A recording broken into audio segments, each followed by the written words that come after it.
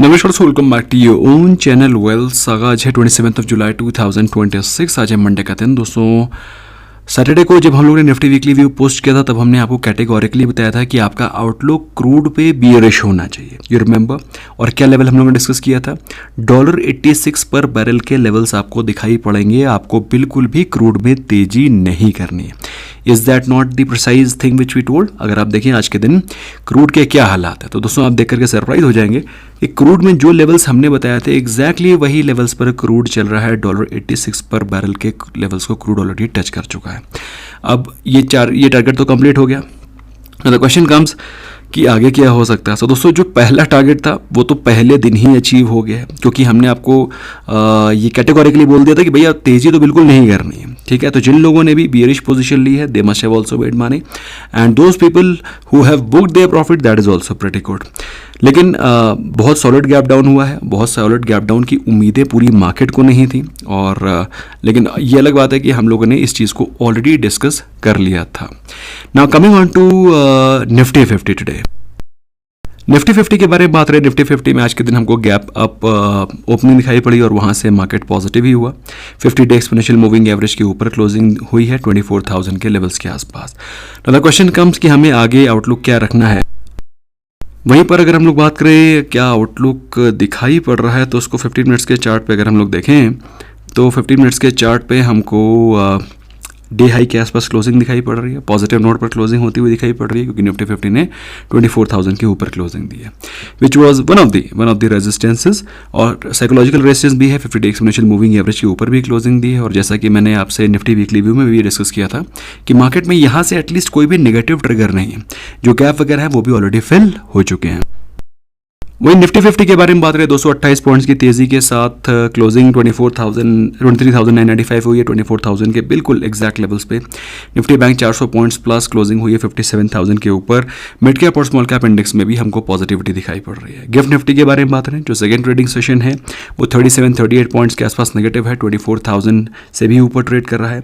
Dow Jones के बारे में बात करें 600 पॉइंट से ज़्यादा की तेजी। यूरोपियन मार्केट्स में अगर आप देखें तो यूरोपियन मार्केट्स में भी हमको पॉजिटिविटी दिखाई पड़ रही है। सो नेट कहीं पर भी नेगेटिव माहौल नहीं है। गिफ्ट निफ्टी का जो सेकंड ट्रेडिंग सेशन है वो हालांकि आपको 37 पॉइंट्स नेगेटिव जरूर दिखा रहा है, but it is still trading at 24,000। अब दोस्तों ऊपर के लेवल पे 24,000 के 24,200, 24,450 ये सारे के सारे रेजिस्टेंस पड़े हुए हैं। We all are aware about it. This is something which is very much known to you. तो ये कहना कि यहाँ से मार्केट सब सीधे ऊपर ही जाएगा, एकदम फन राइड है अब ऊपर, ऐसा नहीं है, क्योंकि अल्टीमेटली मार्केट में ऊपर रेजिस्टेंस बहुत है। हाँ, जो नेगेटिव ट्रिगर्स थे दे आर ऑलरेडी सॉर्टेड। वही एडवांस डिक्लाइन रेशो के बारे में बात रहे हैं, मॉर्निंग से ही हमें पॉजिटिविटी दिखाई पड़ रही थी। उसके बाद मार्केट कांस्टेंट हो गई। एडवांस और डिक्लाइन रेशो के बीच में जो गैप था बिल्कुल कांस्टेंट हो गया। 950 स्टॉक्स डिक्लाइन कर रहे थे, एडवांसिंग स्टॉक्स वर 2050 प्लस। अच्छा, यहाँ पर निफ्टी 50 के आज के टॉप गेनर्स को अगर हम लोग स्टडी करें, एटर्नल में 5.5% की तेजी थी। Indigo, Infosys, Bajaj finance, Shriram finance were also among the top gainers. Losers में ओएनजीसी था 4% डाउन।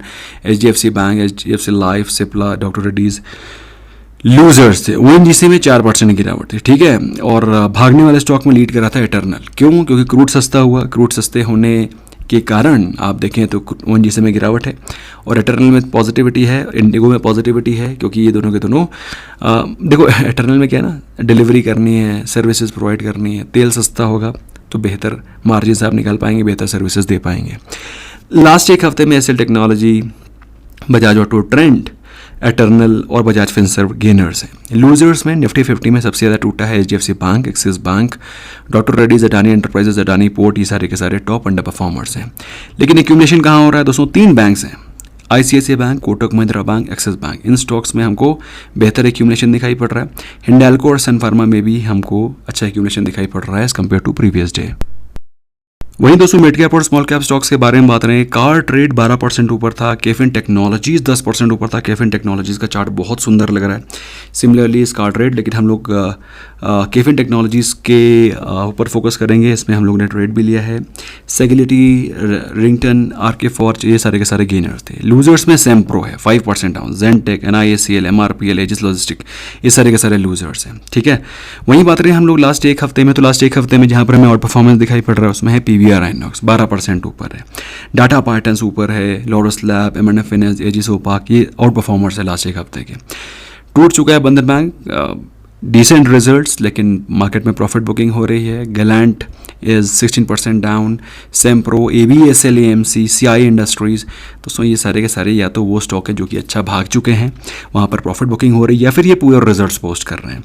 और ये वो स्टॉक्स हैं जहाँ पर हमको एक पॉजिटिविटी की उम्मीद है अच्छे रिजल्ट्स की, या तो फिर ये अच्छे रिजल्ट्स पोस्ट कर रहे हैं। ठीक है, लॉरस लैब का चार्ट भी मैं आपके लिए स्टडी करूँगा, लेकिन उससे पहले एक बार क्विकली नजर डाल लेते हैं सेंसेक्स के चार्ट पे, क्योंकि सेंसेक्स में भी हमको ऑब्जर्व करना जरूरी है। सेंसेक्स भी निफ्टी 50 की तरह 50 डे एक्सपोनेंशियल मूविंग एवरेज के ऊपर क्लोज हुआ है। बहुत ज़्यादा हैवी रेंज नहीं थी, लेकिन डे हाई के आसपास क्लोजिंग होना, एक पॉजिटिव नोट पे क्लोजिंग होना कहा जाएगा, और उम्मीद भी इसी प्रकार की थी और इसी प्रकार की ही क्लोजिंग हुई है।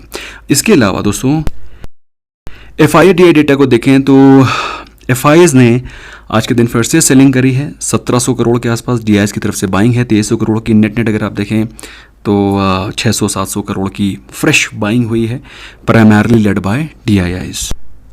दोस्तों बात कर लेते हैं उन स्टॉक्स में जिस पे कि आपकी नज़रें होनी चाहिए। अब पहले तो हम लोग डिस्कस कर लेते हैं जिस स्टॉक में हम लोग ने अपनी पोजीशन क्रिएट करी है, केफिन टेक्नोलॉजीज़। एज अ डिस्क्लेमर दोस्तों, जो कि हमने पोजीशन क्रिएट करी है, हमारा आउटलुक स्टॉक में पॉजिटिव है, तो please do your complete research and only then invest, है ना। केफिन टेक्नोलॉजीज़ को अगर आप देखें तो स्टॉक ने आज के दिन 200 डे एक्सपोनेंशियल मूविंग एवरेज के लेवल पर रेजिस्टेंस फेस किया, जो कि एक लॉजिकल रेजिस्टेंस है कि नहीं, जो कि एक लॉजिकल रेजिस्टेंस है, यहाँ से रेजिस्टेंस फेस करना बनता भी है। बट अगर आप देखें तो ये स्टॉक 1350 रुपये का स्टॉक है, और अपने ऑलमोस्ट 800 के लोस को लगाने के बाद आज के दिन भयंकर वॉल्यूम के साथ स्ट्रॉन्ग होता हुआ दिखाई पड़ रहा है। रिलेटिव स्ट्रेंथ इंडेक्स भी स्ट्रॉन्ग हो गया है। अच्छा, बात कर लेते हैं अगर वैल्यू की, तो दोस्तों ये स्टॉक आपको उस प्राइस से मिल रहा है जिस प्राइस पर स्टॉक 2024 में ट्रेड कर रहा था, तो मतलब करीब करीब 2 साल पहले के प्राइस पे स्टॉक आपको अवेलेबल है। हम लोग ने पोजीशन इसमें इसलिए क्रिएट करी है क्योंकि एक तो ये double bottom kind of formation show कर रहा है, कैन यू सी दिस, ये वन लाइक दिस, है ना, और 200 एक्सपोनेंशियल मूविंग एवरेज के लेवल्स को तोड़ते ही स्टॉक में आपको 1000 प्लस 1000 प्लस के टारगेट्स आपको दिखाई पड़ेंगे। This is the first target which we are aiming at 1000 and thereafter it can go to 1200-1300 plus. कुछ और स्टॉक जिसको कि हम लोग स्टडी कर सकते हैं, one among them is Laurus lab. Laurus lab को एक बार स्टडी कर लेते हैं। स्टॉक आज के दिन 7% ऊपर था। स्टॉक को अगर आप देखें हैवी, एक्सट्रीमली हैवी मोमेंटम में है, लाइफ टाइम हाइस के आसपास चल रहा है, तो इस मोमेंटम में अगर आप राइड करना चाहते हैं कर सकते हैं, बट यहाँ पर कोई वैल्यू नहीं है। और दोस्तों जैसा कि आप लोग जानते हैं कि हम लोग हमेशा वैल्यू फैक्टर को डेफिनेटली ध्यान रखते हैं। अगर वैल्यू नहीं है, अगर हमको मार्जिन ऑफ सेफ्टी नहीं मिल रही है, तो फिर we avoid buying a particular stock. This is always our theme. वहीं आज के दिन रिजल्ट्स के बारे में बात रहे हैं, पीएन गडगिल के रिजल्ट्स आए। Results have come decent as compare to last year. Last year comparison में प्रॉफिट्स 40% ऊपर हैं, लेकिन पिछले क्वार्टर के कंपैरिजन में 32% डाउन। शायद मोदी जी ने जो बोला है उसका असर पड़ा हुआ है। वहीं बात रहे मार्जिन्स की, तो पिछले साल जहां कंपनी के मार्जिन्स थे 6.41% के, जो कि बढ़ करके भी 7.56% हो गए हैं। मार्जिन बढ़ाए कंपनी ने। वहीं ठीक है, सो ये भी हो गया। और ये दोस्तों ये रेवेन्यू था, आई रियली अपोलोजाइज।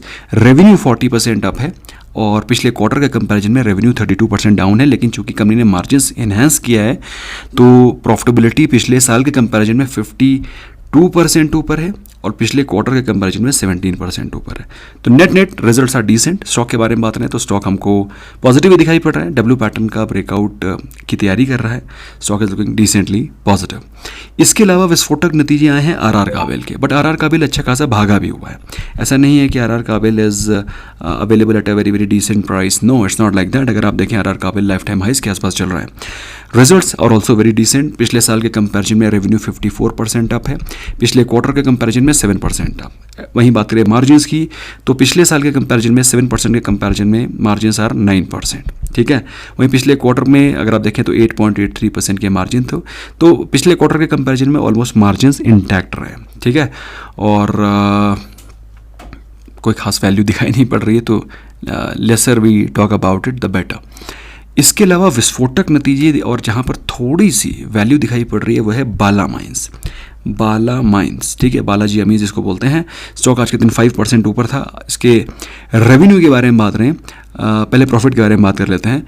पिछले साल के कंपैरिजन में प्रॉफिट 98% अब है। अब मैं ऐसा क्यों बोल रहा हूँ, क्योंकि यहाँ पर हमें थोड़ी सी वैल्यू दिखाई पड़ रही है।